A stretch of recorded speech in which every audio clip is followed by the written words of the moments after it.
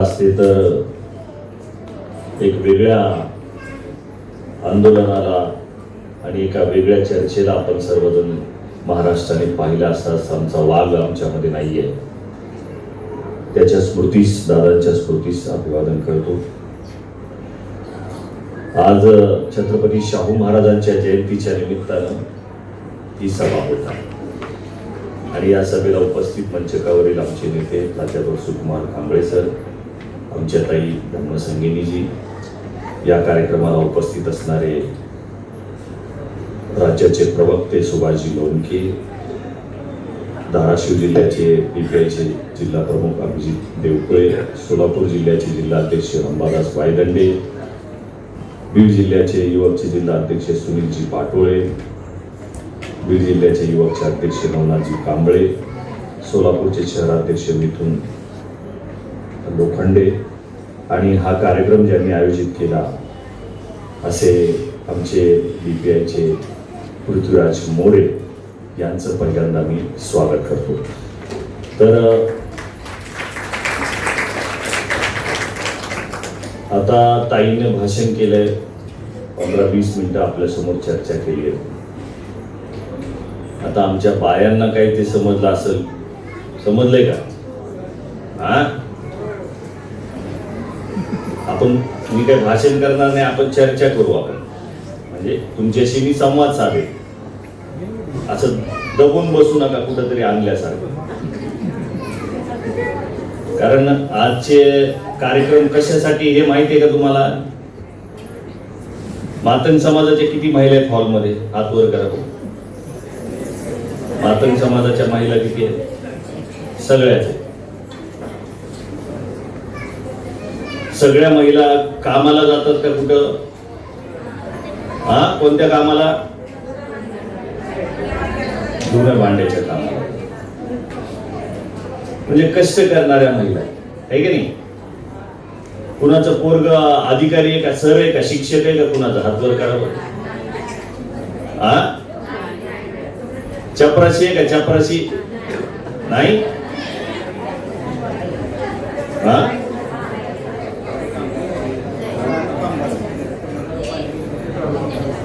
यांची मुलं झाडू कामगार आहेत का महापालिकेत?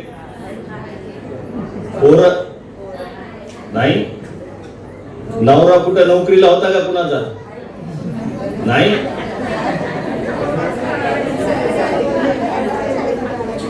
म्हणजे नोकरीला कुणी आहे का? नोकरीला कुणी आपल्यातलं? आणि ते नोकरीला लागावं म्हणून ही सभा आहे. आपले पोरं लागले पाहिजे, नोकरीला लागले पाहिजे, नोकरीला, आहे की नाही? आपले पोरं शिकते पण पुढे गेले की त्यांना काही नोकरी लागत. मग त्यांना नोकरी लागावी, आपल्या मानवड्यामध्ये चांगली माडी असावी, आपल्या अंगावर चांगली साडी असावी, आपल्या माडीच्या समोर चांगली गाडी असावी, म्हणून ही सभा आहे. लक्षात.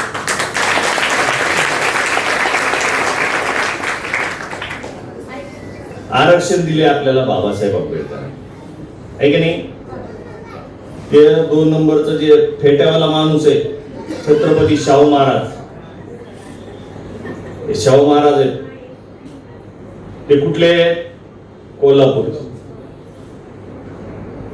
त्यांनी काय केलं? त्यांच्या संस्थानामध्ये म्हणजे त्यांच्या राज्यात पहिल्यांदा आरक्षण दिलं बाबासाहेबांच्या आधी. आरक्षण म्हणजे काय? तर त्यांनी आरक्षण लागू केलं आणि त्यांच्या एका मित्राने त्यांना विचारलं की तुम्ही आरक्षण का म्हणून दिले? काय आहे हे आरक्षण? आरक्षण या गोरगरीब लोकांना कशामुळे दिलंय? मग ते शाहू महाराजांनी काय केलं? त्यांच्या मित्राला तबेल्यात नेलं. तबेल्यात काय असतात? घोडे. घोडे असतात. तबेल्यात नेलं, म्हणले चल तुला सांगतो आरक्षण कशामुळे दिले. मग शाहू महाराज त्या मित्राला आपल्या तबेल्यात घेऊन गेले आणि तिथं काम करणाऱ्या गड्याला सांगितलं की एकाच वेळेला सगळे घोडे सोडायचे. आणि त्याला मध्ये खायला एका मोठ्या टोपल्यामध्ये हरभरे जे पण त्याचं खाणं असते ते टाकायचं, पण घोडे एकाच टायमाला सुटले पाहिजे. मग तसं म्हणल्याच्या नंतर गड्याने काय केलं, एकदाच सगळे घोडे सोडून दिले आणि सोडल्यावर ते मध्ये ठेवलेल्या टोपल्यावर सगळे एकदाच खाण्यासाठी तुटून पडले.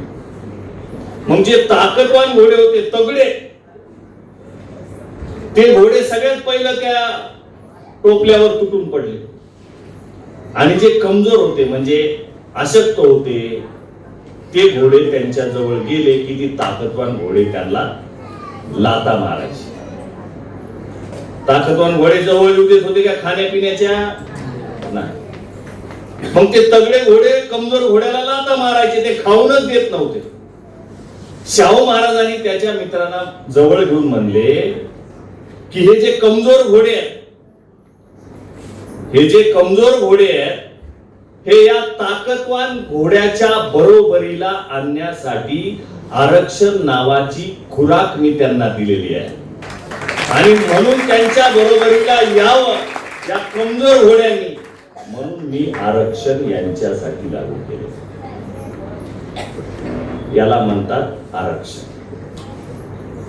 म्हणजे तुम्ही आम्ही जे लोक आहेत, मारा मांगाची, ढोरा चांबाराची, कैकाड्या वडरा भिलाची जी लोक आहेत, गाव कुसाच्या बाहेर हगंदरीत मसनवाट्यात राहणारी आपण माणसं, यांना शाहू महाराजांनी हे आरक्षण दिलं. म्हणजे त्यांना जास्त ताकद दिली. आरक्षण दिले म्हणजे काय केलं, त्यांना लवकर नोकऱ्या लागाव्यात म्हणून त्यांनी ते लागू केलं. आणि बाबासाहेबांनी त्याची संविधानामध्ये तरतूद केली आणि तुमची आमची पोरं नोकऱ्याला लागावी याच्यासाठी आरक्षण दिलं. आलं का लक्षात आरक्षण? मग आरक्षण घेतल्याच्या नंतर बाबासाहेबांसोबत जे जे होते, बाबासाहेबांनी सांगितलं शिका, बाबासाहेबांनी सांगितलं संघटित व्हा, बाबासाहेबांनी सांगितलं संघर्ष करा. बाबासाहेब आंबेडकरांच्या सोबत चालणारी जी जी माणसं होती त्यांनी शिक्षण घ्यायला सुरुवात केली, संघटित व्हायला सुरुवात केली आणि पटापट पटापट नोकऱ्या लागायला. आणि आज ज्यांनी ज्यांनी बाबासाहेबांचं ऐकलं त्यांचे त्यांचे कलेक्टर. बरोबर आहे का नाही? बाबासाहेब आंबेडकर म्हणाले की शिक्षण हे वाघिणीचं दूध आहे आणि हे दूध जो पण प्राशन करेल तो गुरगुरल्याशिवाय राहणार नाही. हे दूध जो पण प्राशन करेल तो गुरगुरल्याशिवाय राहणार नाही. महाराजांनी या शिक्षण नावाच्या वाघिणीचं दूध पिलं. महाराजांनी काय केलं, या शिक्षण नावाच्या वाघिणीचं दूध पिलं. मग त्यांनी ती वाघीण महारवाड्यात बांधून ठेवली होती का? मांगवाड्यात जाऊ नको तिकडे पेते मांग दूध म्हणून शिक्षण असं केलं का? शिक्षण हे सगळ्यांसाठी बाबासाहेबांनी खुलं केलं, महात्मा फुलेंनी खुलं केलं. परंतु मातंग समाजाने शिक्षणाच्या प्रमाणामध्ये थोडी दिरंगाई केली, शिक्षणात कमी पडले. सोबत चालणारे महार आणि मांग, एकाच ताटात जेवणारे महार आणि मांग, एकाच शर्यतीत लढणारे महार आणि मांग आज एकमेकांच्या विरोधामध्ये उभा राहिले. कशावरून? याच मुद्द्यावर आरक्षण.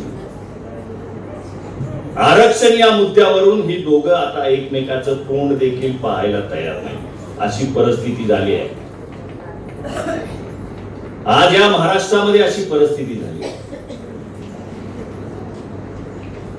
तर मी या कार्यक्रमाच्या माध्यमातून महाराष्ट्रामध्ये असणाऱ्या अनुसूचित जातीच्या सर्व लोकांना या ठिकाणी सांगू इच्छितो की ज्या पद्धतीनं छत्रपती शाहू महाराजांची जी कन्सेप्ट आहे, छत्रपती शाहू महाराजांचा जो फॉर्म्युला आहे कमजोरांना ताकद द्यायचा, तोच फॉर्म्युला म्हणजे आजचा उपवर्गीकरणाचा फॉर्म्युला आहे. आणि याच फॉर्म्युल्यामुळे डेमोक्रेटिक पार्टी ऑफ इंडिया या लढ्यामध्ये उतरलेली आहे आणि आमचा उपवर्गीकरणाला जाहीर पाठिंबा आहे. ते जोपर्यंत लागू होत नाही तोपर्यंत डीपीआय महाराष्ट्राच्या मैदानामध्ये लढणार आहे. कमजोर घोडे ते मातंग समाज असेल, मांगारोडे असेल. मांगारोडे आहेत काही तर सोलापूरमध्ये मांगारोडी नावाची एक जात आहे, मातंग समाजाची उपजात आहे. गुरुड आहेत काही तर सोलापूरमध्ये, ते श्रीमंत असतील गुरुड. वाल्मिक समाज, भंगी समाजाचं काय काम असतं? अस्वच्छता, म्हणजे अस्वच्छ काम करतात. पहिलं मातंग समाज, महार समाज हा सुद्धा अस्वच्छच काम करायचा, परंतु शिक्षणातून ही सगळी माणसं पुढे गेली. आज मातंग समाजाची जी परिस्थिती आहे, मांगवड्यामधली जी परिस्थिती आहे, ती या हॉलमध्ये आपल्याला पाहायला मिळते. साधं गणित आहे की सोबत निघणारे महार आणि मान, सोबत बाबासाहेबांच्या सोबत चालणारा जो वर्ग आहे, जे दोन भाऊ आहेत, आज मातंग समाज हा मागे पडलेला आहे. हे वास्तव आहे, हे वास्तव आपल्याला स्वीकारावं लागेल. आता हा तर्क लावण्यात काही अर्थ नाही की त्यांना कुणी अडवलं होतं, मातंग समाजाला कुणी अडवलं होतं, कुणी थांबवलं होतं. हा तर्क लावण्यात अर्थ नाही. हे वास्तव आहे की मातंग समाज हा आर्थिक दृष्ट्या, शैक्षणिक दृष्ट्या मागास आहे. हे या महाराष्ट्राचं सत्य आहे, हे आपल्याला स्वीकारावं लागेल. आणि यांना रेसमध्ये आणण्यासाठी, यांना शर्यतीमध्ये आणण्यासाठी एकमेव पर्याय तो म्हणजे आरक्षणाचं उपवर्गीकरण करून त्यांना ताकद मिळवून देणे. हा एकमेव पर्याय. देवेंद्र फडणवीस या महाराष्ट्राचे मुख्यमंत्री आहेत.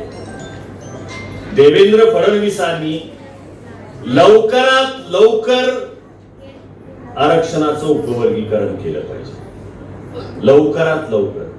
आता महाराष्ट्रामध्ये ज्या पद्धतीनं सगळ्या पोरांना माहिती आहे, जे तरुण पोर आहेत, की आता महार आणि मांग या तरुण पोरांमध्ये एकमेकांवर अत्यंत खालच्या दर्जाची टीका टिप्पणी करण्यात येत आहे.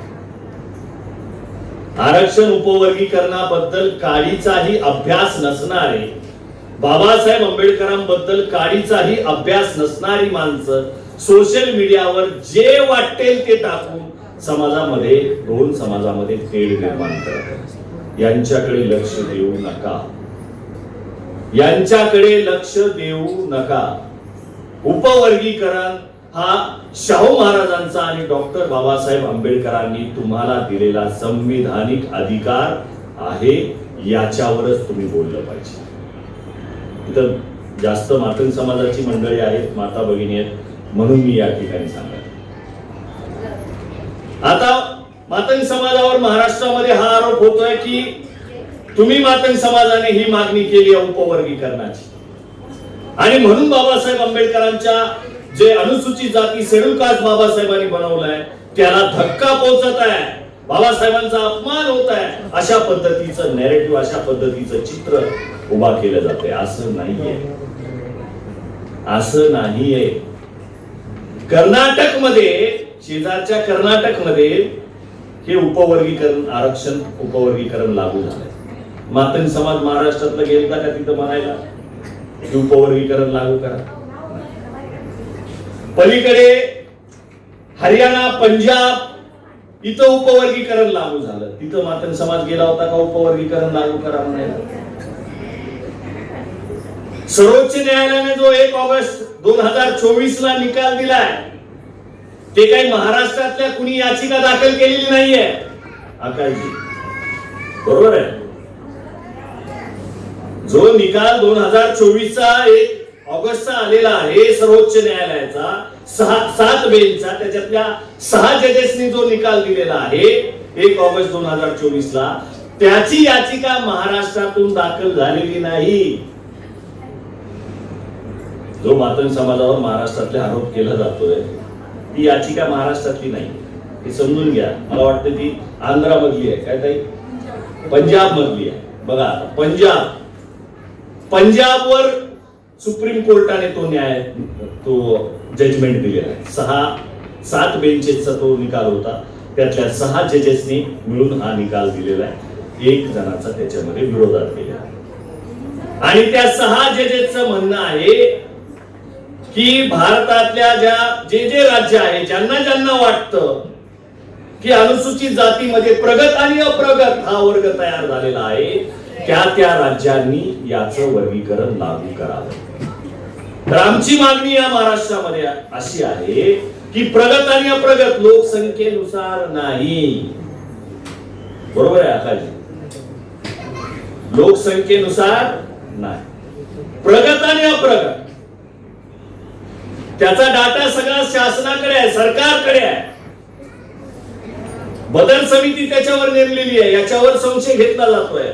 असला पाहिजे संशय, असला पाहिजे संशय.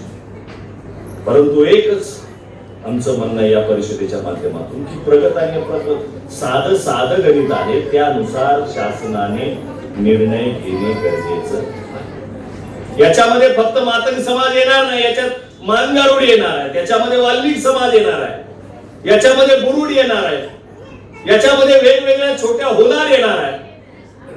ज्या या महाराष्ट्रातल्या अप्रगत जाती आहेत त्या सगळ्या अनुसूचित जातीमधल्या अप्रगत मध्ये येतील आणि प्रगत मध्ये वेगळे येतील.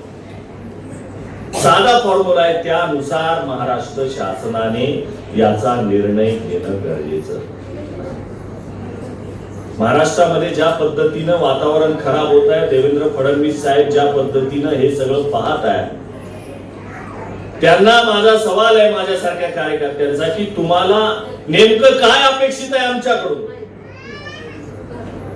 तुम्हाला महाराष्ट्रातल्या अनुसूचित जाती शेड्यूल कास्ट कडून नेमकं काय अपेक्षित आहे, जेणेकरून तुम्हाला वाटेल की आता एक तर लागू केलं पाहिजे, नाही तर नाही लागू केलं पाहिजे? तुम्हाला हे अपेक्षित आहे का यांच्यामध्ये रक्तरंजित राडा झाला पाहिजे, यांच्यामध्ये वाद झाला पाहिजे, यांनी एकमेकाचं तोंड कधी बघितलं नाही पाहिजे, अशा पद्धतीची अपेक्षा फडणवीस साहेब तुमची आहे का? ती परिस्थिती खरंच निर्माण झालेली आहे. ती परिस्थिती निर्माण झालेली आहे या महाराष्ट्रामध्ये.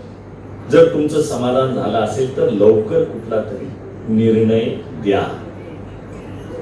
आम्ही सगळे एका ताटात जेवणारी माणसं, सोबत राहणारी माणसं, स्मशानात सोबत जाणारी माणसं, आमच्या सगळ्या खाण्यापिण्यासोबत सारखे असणारी माणसं, राहणीमानात सारखी असणारी माणसं, बोलण्यामध्ये वागण्यामध्ये सारखी असणारी माणसं, आमच्यामध्ये प्रचंड एकमेकांमध्ये द्वेष निर्माण होत आहे. तुम्हाला जे अपेक्षित आहे ते आता झालं असेल तर तुम्ही निर्णय देऊन टाका. बरोबर आहे का नाही? हे आमचं मत आहे. म्हणून आजच्या या संविधानिक अधिकार परिषदेच्या माध्यमातून महाराष्ट्रातील तमाम मातंग असतील, बौद्ध असतील, या तरुणांना माझं आव्हान आहे की बाबासाहेब जर आपल्याला कळाले असतील, शाहू जर आपल्याला कळाले असतील, फुले जर आपल्याला कळाले असतील, तर त्यांचा जो आरक्षणाचा फॉर्म्युला आहे, त्यांचं जे आरक्षणाची कन्सेप्ट आहे, ही समजून घेऊन त्यांनी ज्या पद्धतीनं वंचितांसाठी काम केलेलं आहे, उपेक्षितांसाठी काम केलेलं आहे, कमजोर लोकांसाठी जे काम केलेलं आहे, तोच हा वर्गीकरणाचा फॉर्म्युला आहे. म्हणून आमचं असं मत आहे की हरियाणा असेल, पंजाब असेल, कर्नाटक असेल, या सगळ्यांचा अभ्यास सरकारने करावा. सरकार करतच आहे ते, आणि त्यांनी लवकरात लवकर महाराष्ट्रामध्ये वर्गीकरण लागू करावं. आता वर्गीकरण लागू करण्याच्या संदर्भामध्ये आमच्याकडे पक्षाच्या काही वरिष्ठ नेत्यांच्या आणि काही चांगल्या बुद्धिजीवी लोकांकडून आम्ही एक फॉर्म्युला महाराष्ट्र शासनाकडे याचा तयार करून देणार आहोत. देवेंद्र फडणवीस साहेबांकडे हा फॉर्म्युला आम्ही डीपीआयच्या माध्यमातून देणार आहोत, जेणेकरून मातंग समाज असेल किंवा इतर वंचित समाज शेड्यूल कास्ट मधले जे असतील त्यांना हा न्याय मिळावा, याच्यासाठी आम्ही हा फॉर्म्युला तयार केलेला आहे. म्हणून या सभागृहातील सर्वांना माझं आव्हान असेल की आता ही लढाई रस्त्यावर लढण्याची आहे. ही लढाई रस्त्यावर लढण्याची आहे. सोलापूर मधल्या माता भगिनी असतील, तरुण मित्र असतील, मंडळी असतील, या सभेच्या नंतर याचं रूपांतर हे आंदोलनामध्ये आपण केलं.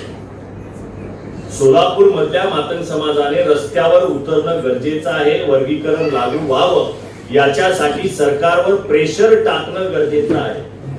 महाराष्ट्रामध्ये प्रेशर क्रिएट होणं गरजेचं आहे, दबाव तयार होणं गरजेचं आहे, जेणेकरून वर्गीकरणाची अंमलबजावणी लवकरात लवकर.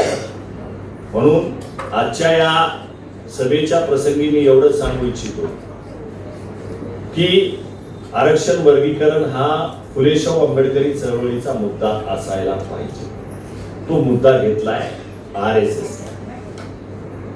तो संघाने उचलला मुद्दा, म्हणजे तुमचा मुद्दा, तुमचा चळवळीचा हा जो मुद्दा आहे हा त्यांच्याकडून आपल्याकडे येत आहे. जे अन्याय करणारी लोक आपल्याला न्यायाची भाषा बोलत आहेत. वर्गीकरण हा जर न्याय असेल तर तू त्यांच्याकडून कसं काय इथपर्यंत आला? त्याचं कारण आहे ते सत्तेमध्ये आहे, महाराष्ट्राच्या ते सत्तेमध्ये आहे आणि त्यांनी जो घेतलेला फॉर्म्युला आहे तो आपला फॉर्म्युला आहे. वर्गीकरण हा त्यांचा मुद्दा नाही, हा आपल्या चळवळीचा मुद्दा असायला हवा होता, तो त्यांनी घेतलेला आहे. याला आपल्याच पद्धतीनं फुले आंबेडकरी चळवळीच्याच पद्धतीनं जाऊन आपण लागू केलं पाहिजे. जाता जाता एवढंच सांगेल की आरक्षण वर्गीकरण हा वेगळा मुद्दा आहे आणि जात वर्गीकरण हा दुसरा मुद्दा आहे. सरकार म्हणतंय आरक्षण वर्गीकरण करायचं, पण आपण ठरवायला लागलो तर आपली जात वर्गीकरण करायचं. कोण ठरवतंय? तुम्ही आम्ही मारामागायचं माणसं. काय ठरवायलो की आपल्या जातीचंच वर्गीकरण झालं पाहिजे. आपल्यातले जे शाब्दिक चिकलफेक चालू आहे त्याने काय होत आहे तर त्याने जातीचं वर्गीकरण होत आहे. आरक्षणाचं वर्गीकरण हा मुद्दा वेगळा आहे. आरक्षणाच्या वर्गीकरणावर बोला, जातीच्या वर्गीकरणावर नाही. त्याच्यामुळं महाराष्ट्रातील मातंग समाजाचे तरुण असतील, बौद्ध समाजाचे तरुण असतील, जरा दमानी घ्या. एकमेकांच्या महापुरुषांचा अपमान करणे म्हणजे एकमेकांचा हा शब्द चुकीचा आहे. सगळ्याच महापुरुषांचा म्हणजे काय? महापुरुष हे कोण्या जातीचे नसतात, त्याला आपण केले आपापल्या जातीचे. बाबासाहेब आंबेडकर या देशाचा संविधान निर्माते एका जातीचा महापुरुष होऊ शकतात का? नाही. एका जातीचा महापुरुष कसं काय होऊ शकते? साहित्य सम्राट अण्णाभाऊ साठे ते मातंग समाजाचे एका जातीचे महापुरुष कसं काय होऊ शकते? नाही होऊ शकते. तर तुम्ही वाटू नका यांना, तुम्हीच वाटायला लागलात यांना. अण्णाभाऊ साठे आणि बाबासाहेब आंबेडकर म्हणजे एक डॉक्टर आहे आणि एक इंजिनियर आहे. डॉक्टरचं काम वेगळं असतं आणि इंजिनियरचं काम वेगळं असतं, लक्षात ठेवा. अशी तुलना करू नका. यांचं वेगवेगळं काम आहे. जी तुलना चालू आहे ही तुलना होऊ शकत नाही एकमेकांशी.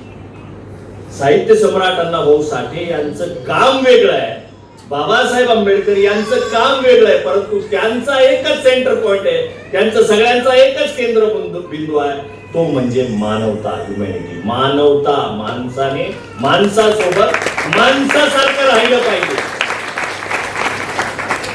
या दोन महापुरुषांचं आपल्याला देणं आहे. याला जातीत वाटून यांचे अपमान करू नका. अण्णाभाऊ साठेंबद्दल असेल, बाबासाहेबांबद्दल. आता अण्णाभाऊ साठेंबद्दल त्यांची फकीरा कादंबरी आहे, तिथं आमच्या माता भगिनी बसल्यात म्हणून सांगतो. ती 27 भाषेमध्ये लिहिलेली आहे. जगातल्या 27 भाषेत लिहिलेली त्यांची कादंबरीचं पहिलं पान उलटलं की त्याच्यावर अण्णाभाऊ साठेने लिहिलंय, माझी ही सर्वोत्कृष्ट कादंबरी, सगळ्यात श्रेष्ठ लिखाण आहे अण्णाभाऊंचं. पहिल्या पानावर अण्णाभाऊ लिहितात की माझी सर्वोत्कृष्ट कादंबरी डॉक्टर बाबासाहेब आंबेडकर यांच्या झुंजार लेखणीच मी अर्पण करतो. हे नातं आहे त्यांचं. तुम्ही आणि ठरवणारे कोण आहे? तुम्ही आणि ठरवणारे कोण लोक आहे? कुणी नाहीये. हे त्यांचं विचारांचं नातं आहे. जग बदल घालून गाव सांगून गेले मन भीमराव, हे त्यांचं विचारांचं नातं आहे. अण्णाभाऊ साठे म्हणजे मानवड्यात बाबासाहेबांना नेण्याचा मार्ग, लक्षात ठेवा. अण्णाभाऊ साठे म्हणजे मानवड्यामध्ये बाबासाहेब आंबेडकरांना नेण्याचा मार्ग आहे. हा मार्ग बंद करू. जरा हे एकमेकांवर असणारी चिकलफेक बंद करा आणि शत्रूंना सोयीस्कर होईल, सोपं होईल असं काम करू नका. शत्रूने टाकलेल्या जाळ्यात दोन्ही समाज अडकलेले आहेत. याच्यावर डोळसपणे लक्ष द्या. डेमोक्रेटिक पार्टी ऑफ इंडिया यांनी छत्रपती शाहू महाराजांच्या शाहू नगरीमध्ये मागच्या महिन्यामध्ये वर्गीकरणाला पाठिंबा दिलेला आहे. ही ऐतिहासिक बाब आहे हे असं आम्ही मानतो. आणि DPIने आम्हाला सरांना आणि मला ज्या पद्धतीनं सामोरे जावं लागलं, सरांना मला RSSचे हस्तक म्हणण्यात आलं, वेगवेगळ्या पद्धतीनं खालच्या पातळीवर जाऊन बोलण्यात आलं, आमच्यावर तुम्ही आंबेडकरवादी नाही अशा पद्धतीचे आरोप करण्यात आले, आम्हाला कुणालाही उत्तर आम्ही तुम्हाला माफ केलं हे आमचं वाक्य. ज्यांनी ज्यांनी आमच्यावर आरोप केले त्यांना आम्ही माफ केलं. आम्हाला यांना कुणालाही उत्तर द्यायचे नाहीत. आम्ही आंबेडकरवादी आहेत का नाही हे तुम्हाला सांगायची आम्हाला गरज नाही. म्हणून माझ्या नातू समाजाच्या बांधवांनो, माझ्या माता भगिनींनो, हाच लढा आणखी तीव्र करा आणि याच्यासाठी आपण सर्वांनी रस्त्यावर उतरा. पृथ्वीराज मोरे असतील, आमचे अंबादास वायदंडे असतील, या दोघांना DPIच्या माध्यमातून आम्ही मोडक्या बनवलेलं आहे, यांना पुढे केलेलं आहे. आमचा दादा गेल्यामुळं आमची ताकद या जिल्ह्यामध्ये कमी झाली असं वाटत होतं, परंतु या दोघांनी ती भरून काढली. दादांची कमी तर आम्हाला जाणवणारच आहे करून दादाची, परंतु या दोघांच्याही पाठीशी आपण ताकदीनं उभं राहावं असं आवाहन करतो आणि थांबतो. जय भीम, जय संविधान, जय